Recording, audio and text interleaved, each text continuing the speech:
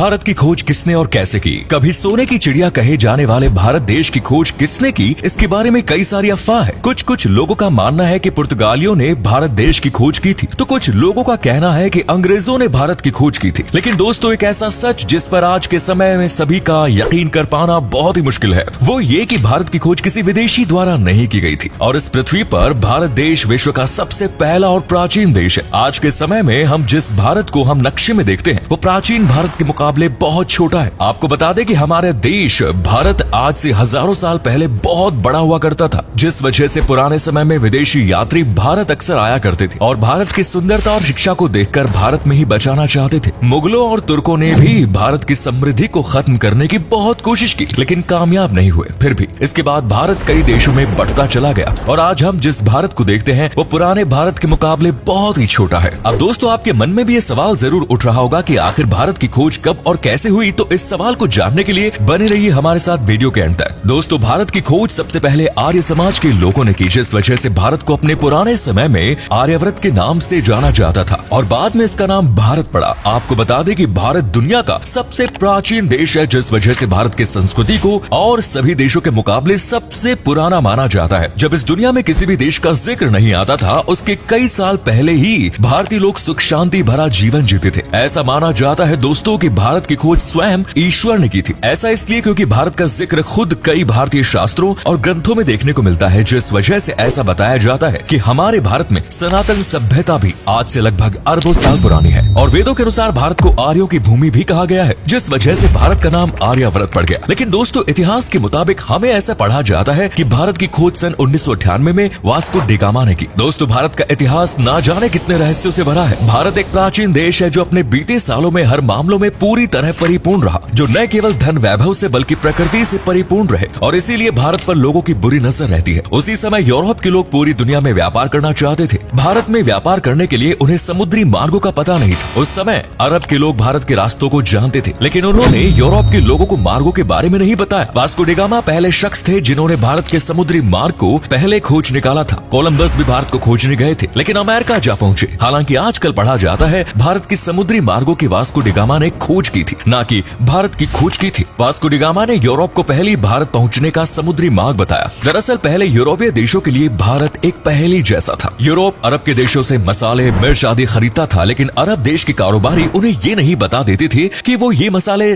पैदा किस जगह करते हैं। यूरोप इस बात को समझ चुका था कि अरब कारोबारी उनसे जरूर कुछ छुपा रहे हैं। ये कारोबारी अरब के उस पार पूर्वी देश ज्यादा परिचित नहीं थे। जहाँ तक बात भारत की है, तो इसके एक और हिमालय की ऐसी श्रृंखला है जिसको पार करना उस दौर में असंभव ही था। भारत की दूसरी ओर भारत को तीन ओर से समुद्र ने घेर रखा है। ऐसे में यूरोप वासियों के लिए भारत पहुंचने के लिए तीन रास्ते थे। पहला रशिया पार कर चीन होते हुए बर्मा से भारत, जो कि अनुमान से कई ज्यादा लंबा और जोखिम भरा था। दूसरा रास्ता था अरब और ईरान को पार करते हुए भारत पहुंचना, लेकिन ये रास्ता अरब के लोग इस्तेमाल करते थे और वो किसी अन्य को अंदर घुसने नहीं देते थे। तीसरा रास्ता समुद्र का था, जिसमें चुनौती देने वाला सिर्फ समुद्र ही था। वास्को डी गामा एक पुर्तगाली नागरिक था जो कि पैसे से एक नाविक था और उसका जन्म 1460 ईस्वी में पुर्तगाल के साइंस में माना जाता है। उस समय में अरब के लोग यूरोप में मसाला बेचा करते थे, जो वो भारत से लाते थे। यूरोप में इन मसालों की मांग बहुत ज्यादा थी, इसलिए यूरोप के लोग भारत जाकर मसाला लाना चाहते थे, लेकिन उनके लिए भारत जाने का रास्ता दुर्गम भरा था। उन्हें भारत जाने के लिए ईरान, अफगान होकर जाना पड़ता था, जो काफी खर्चीला और कठिन रास्ता था। उन्हें ऐसे मार्ग की आवश्यकता थी जो उन्हें भारत कम समय में ले जाए और ये केवल समुद्र के जरिए ही संभव हुआ। वास्को डी गामा ने भारत के इन रास्तों की खोज करने की ठानी और इस ऐतिहासिक सफर पर निकल पड़े। वर्ष 8 जुलाई 1497 में वास्को डी गामा ने अपने साथियों के साथ भारत की खोज के लिए रवाना हुआ। उसके जहाज बेड़े में 4170 के करीब आदमियों का दल था। सबसे बड़े जहाज पर वो खुद था। साउथ अफ्रीका के अंतिम छोर कैप ऑफ गुड होप नामक स्थान पर पहुंचा। उसके बाद वो अफ्रीका के ही एक राज्य मोसम्बा में आया, जहाँ के राजा ने उसकी मदद की और उसे एक अरब नाविक जो कि भारत का रास्ता जानता था। वास्को डी गामा भारत कब आया? वास्को डी गामा अफ्रीका महाद्वीप का चक्कर लगाकर भारत के कालीकट बंदरगाह केरल पहुंचा।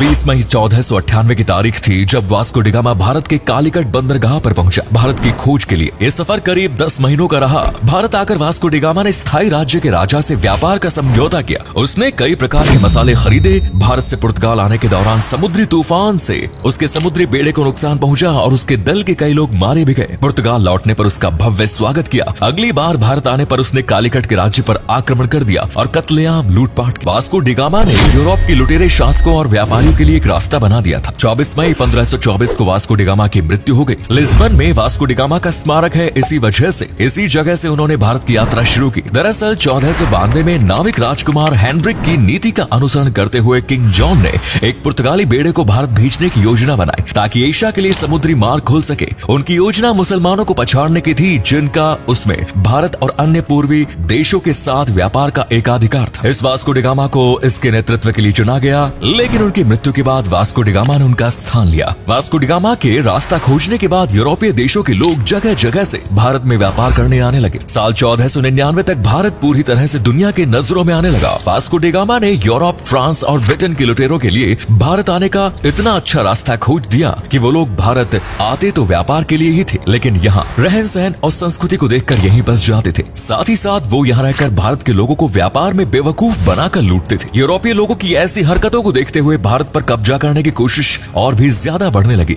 जिससे हजारों सालों तक हमारा भारत गुलाम रहा। दोस्तों, भारत देश कभी गरीब देश नहीं था, बल्कि गरीब बनाया गया। भारत एक ऐसा देश था जिसने कभी किसी भी परिस्थिति में किसी दूसरे पर अपना हक जमाने की कोशिश नहीं की, जिसको देखते हुए अंग्रेजों ने भारत के टुकड़े कर दिए। और यही वजह है कि आज हमारा भारत प्राचीन भारत के मुकाबले नक्शे में बहुत छोटा दिखाई देता है। दोस्तों, हम सब बचपन से ही भारत को सोने की चिड़िया सुनते आ रहे हैं, लेकिन क्या आपको ये पता है भारत को सोने की चिड़िया क्यों कहा जाता है? तो आपको बता दें कि पुराने समय में भारत के अंदर बहुत सारा धन और खजाना मौजूद था और करीबन 16 ईस्वी के आसपास भारत में प्रति व्यक्ति जीडीपी लगभग 1305 अमेरिकी डॉलर हुआ करती थी, जो कि उस जमाने में अमेरिका, जापान, चीन और ब्रिटेन जैसे कई देशों से भी ज्यादा थे। और भारत की यही संपत्ति विदेशी हमलों का बहुत बड़ा कारण बनी थी, जिस वजह से विदेशी आक्रमणकारी और अंग्रेजों ने हजारों सालों तक भारत को गुलाम बनाए रखा और अपार धन दौलत इस देश से लूट कर ले जाते रहे। दोस्तों, हमारा प्राचीन भारत में अनाज, मसाले आदि जैसे कई खाद्य पदार्थ, हीरे और रत्नों के उद्योग में सबसे आगे हुआ करते थे और इसी वजह से भारत उस समय पूरी दुनिया का सबसे बड़ा व्यापार केंद्र बना। आज के समय में कुछ लोगों का ऐसा मानना है कि भारत अपने पुराने समय में केवल मसालों के व्यापार में सबसे आगे था, लेकिन ऐसा बिल्कुल भी नहीं है। भारत पुराने समय में मसालों के अलावा और भी चीजों के व्यापार में सबसे आगे था। ये कहना कि भारत की खोज कब हुई महज एक बेतुका सवाल है। भारत किसी की खोज का मोहताज नहीं है। इस देश का इतिहास कुछ हजार साल या लाख साल नहीं, बल्कि करोड़ों सालों पुराना है। वैसे आप लोगों को क्या लगता है, क्या भारत की खोज का श्रेय एक व्यक्ति को देना चाहिए? अपनी राय कमेंट्स में जरूर दीजिए।